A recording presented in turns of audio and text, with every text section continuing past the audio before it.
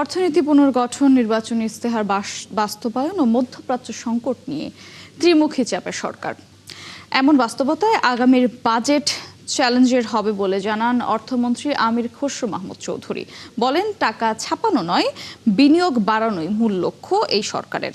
এছাড়া এলডিসি উত্তরণে আরও ৩ বছর সময় পেতে কাজ করছে সরকার। আরও জানাচ্ছেন মইনুল হাসান। রেকর্ড বিদেশি ঋণ, কম রাজস্ব আদায়, চড়া মূল্যস্ফীতি সহ নানামুখী চ্যালেঞ্জে দেশের অর্থনীতি। নতুন করে যোগ হয়েছে জ্বালানির বাড়তি দাম। এমন অবস্থায় আগামী জুনে বাজেট ঘোষণা করতে যাচ্ছে সরকার।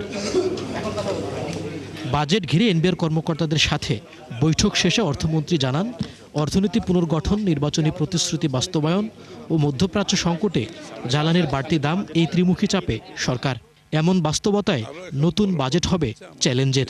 মধ্যপ্রাচ্যে যে যুদ্ধ হচ্ছে, এটা হচ্ছে আর একটা বড় সমস্যা। এখানে আমাদের বড় একটা অংশ এখানে আমাদেরকে খরচ করতে হচ্ছে, এক্সট্রা অতিরিক্ত দামে আমাদের জ্বালানি কিনতে হচ্ছে। এটা আবার তার উপরে, সুতরাং একটা 3 ওয়ে চ্যালেঞ্জ আর কি, অনেক বড় চ্যালেঞ্জ।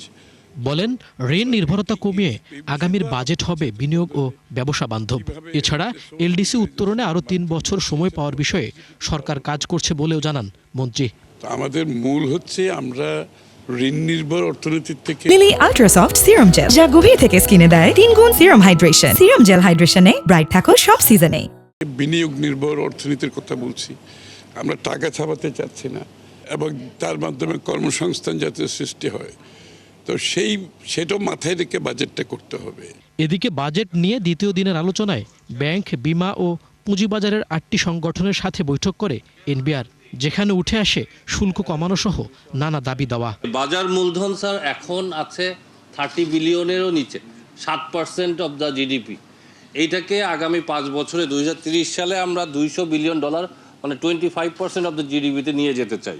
আমরা যে অ্যানুয়াল মেইনটেনেন্স চার্জ এটাকে কনসালটেন্সির মধ্যে ধরা হয়, ধরতে গিয়ে আমাদের এটা ট্যাক্স বার্ডেন চলে আসে ভ্যাট সহ 140%। এ সময় অগ্রিম আয়করের কেটে রাখা অর্থ দ্রুতই করদাতারা ফেরত পাবেন বলে জানান NBR chairman. This is how we are going to implement. তো এগুলো অটোমেশনগুলো হয়ে গেলে ইনশাল্লাহ আমরা সব ধীরে ধীরে এগুলো সব ঠিক করব। মইনুল হাসান, 71, ঢাকা।